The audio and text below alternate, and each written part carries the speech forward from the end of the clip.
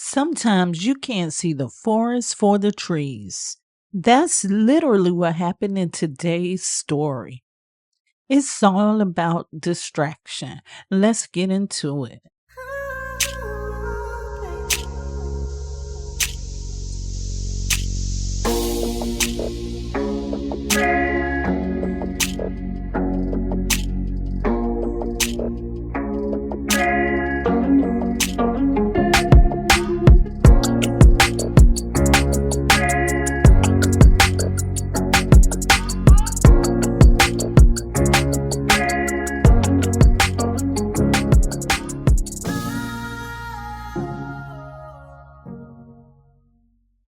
Hello, hello, hello, and happy Monday. You're in the right place at the right time if you want to hear the Manifest on Purpose show. I am your host, Kimbaley. In this show, I'm going to tell you stories that will help you grow. My whole purpose behind that is to help you elevate to a higher level of consciousness so that you can take on being the manifesto or the creator of your own life. Thank you so much for loving yourself enough to be a part of this journey with me. Thank you for everybody that you've decided to invite. Thank you for subscribing here and on the website at kimbaley.com. That is KIMBALEY.com. And the main reason that I do everything that I do is because the God in me loves the God in you. Today, I'm going to tell you about a time that the teenage me decided to get a little distracted. But before we get into that, let's hear our Astro-Numerology report courtesy of LLoyd Strayhorn and the Star 8 mobile numerology app. Today is Monday, June the 10th. The sun is in Gemini. The moon is in Leo. It's a 5 universal month, a 7 universal week, and a 6 universal day. Matters close to the heart are likely to take center stage today, whether it's the home, relationships, or other personal related situations. And because of it, an adjustment or so may be in order for the day to go smoothly without any snags. But isn't that the goal anyway? Wear the color blue or at least a hint of it to speed up the attractions you're looking for, while throwing in a hint of red to accent your intentions. Taurus, Libra, and those born on the 6th, the 15th, and 24th of any month are likely to be on top of things now more than most. Once again, this is the Astro-Numerology forecast for today, courtesy of Astro-Numerologist LLoyd Strayhorn and the Star 8 mobile numerology app. You can get yours every day. Go to Linktree/numbers and you, or you can download it on Google Play, the App Store, and you can also go to a star 8, ASTAR, the number 8.com. Don't you be distracted. What is the purpose of your existence? What is the purpose of your year this year? What is the purpose for your relationships, the ones that are close to you? And what is the purpose of your business? Learn all of these things and more by downloading your Astro-Numerology reports. You can get those reports at Kimbaley, KIMBALEY.com. In the personal reports, it tells you what your numerical signature is, why you do some of the things you do, who you really are at the core of your existence. With the yearly forecast, you can see what this year has to uncover about you. It can help you for planning or to see what's ahead. You can also get your compatibility report to check in on those ones that you're really, really close to see that are there any opportunities or are there things that you can do to make these relationships even better? Once again, you can get these reports on Kimbaley, KIMBALEY.com. Now let's get into this story.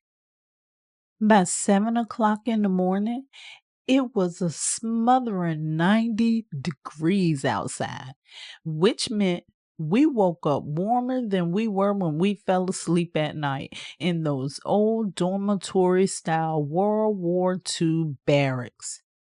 I'm talking about the group of the Junior Reserve Officers Training Corps that happened to join me for summer camp in Fort Bragg, North Carolina.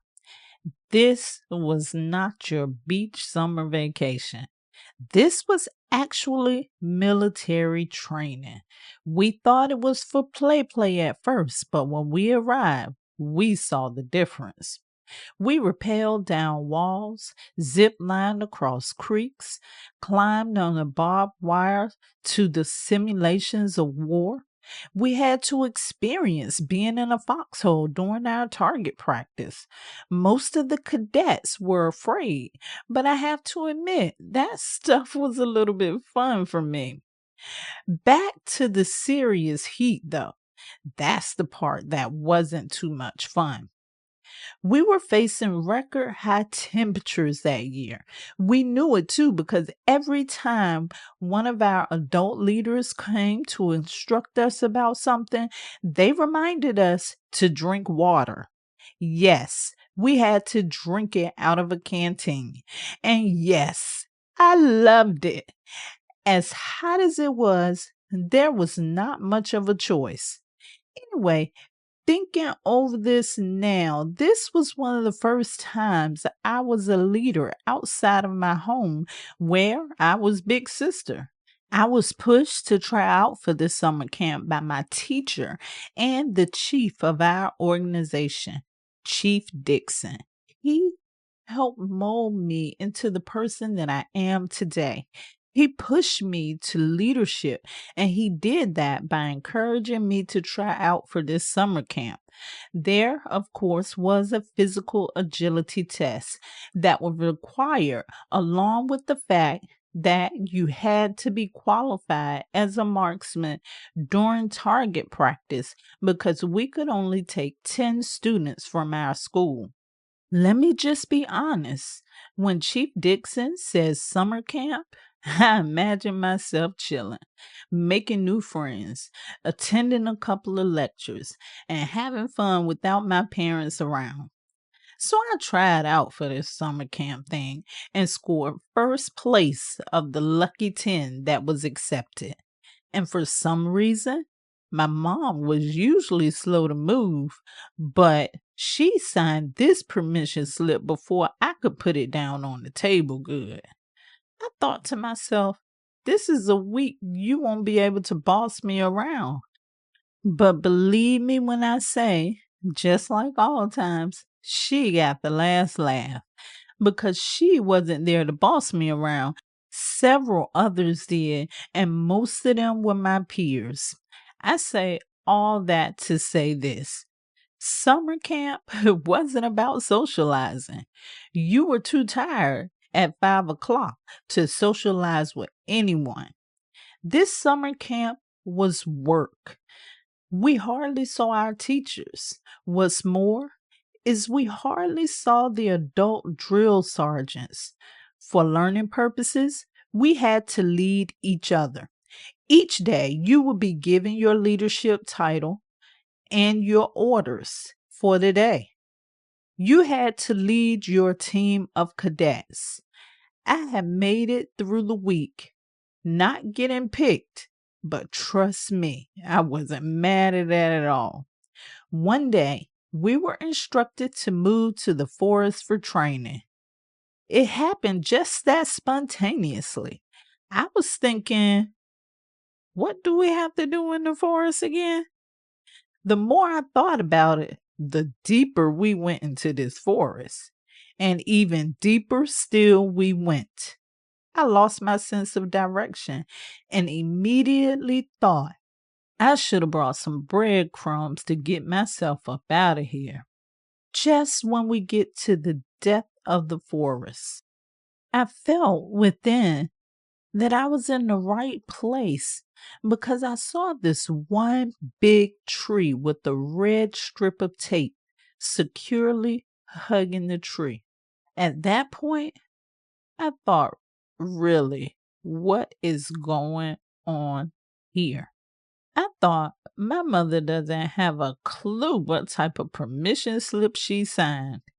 Before I could even digest that thought, I heard my name called. An adult drill sergeant said without a joke, "Williams, what are you doing standing there looking at that tree? You are a platoon leader at this point. You have to take your platoon and help them find their ways back to the barracks safe and in one piece."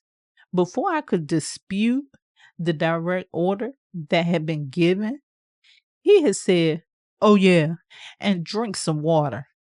My thoughts were, what did I get myself into? And then the rest of the platoon came up to follow me.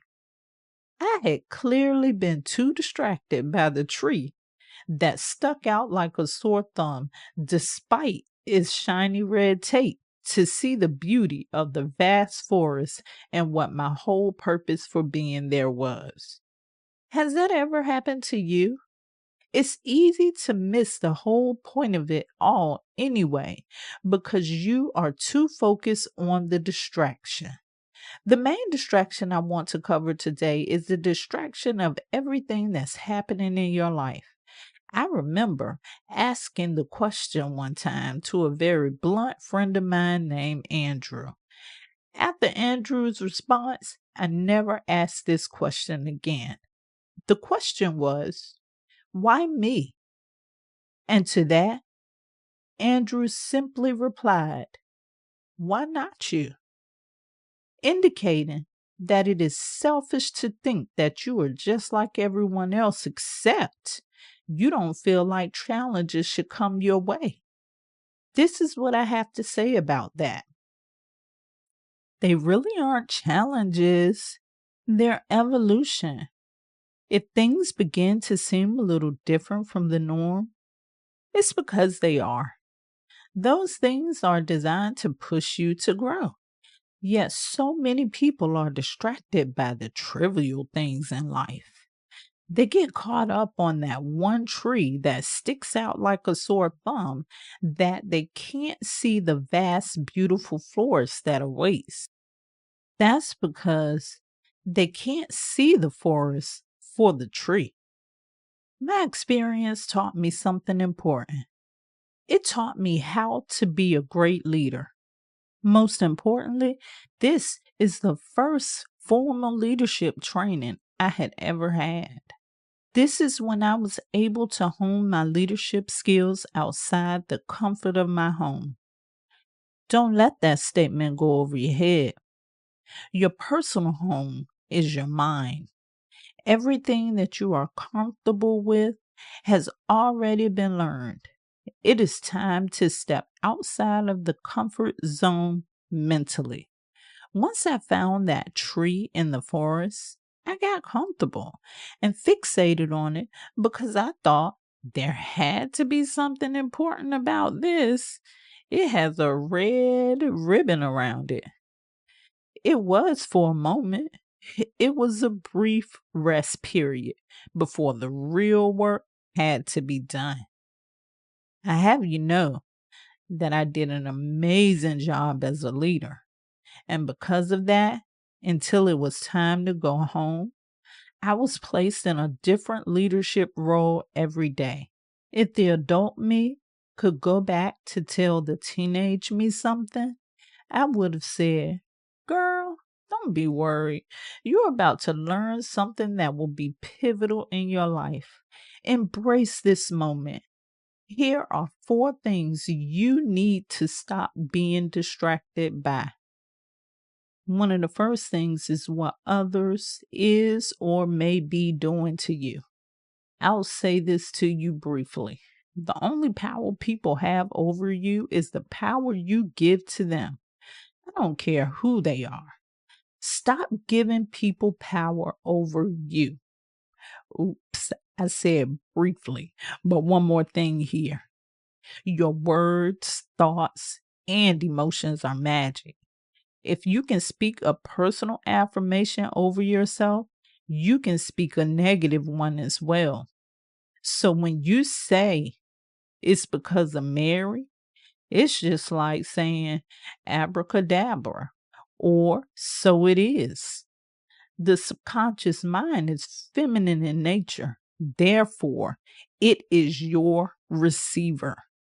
It's not receiving what Mary says, it's receiving how you perceive what Mary says. I hope you got that part. Wow. Number two, thinking what others think about you. Who really cares anyway? Besides that, we are a collective. There is but one mind, and each person is an individual expression of that mind. We all express ourselves in different ways. You may like to express your way through art. I express mine through storytelling. It looks a little different, but we are at the most fundamental level the same. Number three, stop worrying about what's happening around you. Please be safe out there, by the way. But be in the world, but not of the world. That means do not let what's going on around you consume you. We are spiritual beings existing in a physical reality. Anything that is physical depreciates. Everything that's spiritual has the potential to appreciate. I bet right now you can look back over your life and remember times where you thought you wouldn't overcome a particular challenge, but you're still here to see that you made it through. You're your own manifestation. Number four, stop worrying about what others are doing. In the time you're taking to watch someone else, usually in judgment, because why else would you watch someone else? You could be getting your own house in order. There's something I didn't tell you about in the beginning of my story. Summer camp was fun, but there were some challenging or frustrating times. That time being in the forest was one of them. I was so frustrated at one point. I found and had a conversation with Chick Dixon. I was glad to see him so I could finally vent my frustrations. I told him I wanted to go home. He replied with an exhilarating grin on his face and said, with the bounce, "Go home? Who? I'm having too much fun. Give it a while longer." I thought about that and I tried it. So, quite naturally, when I got back to school, I had to tell Chief Dixon what happened to me when I looked past the tree to see the forest. I told him I was placed in these leadership positions, and he told me that he had already heard about it. He was excited. In fact, he said, "I'm glad you came because I wanted to discuss something with you." Chief Dixon had decided to appoint me the third highest ranking officer in the school.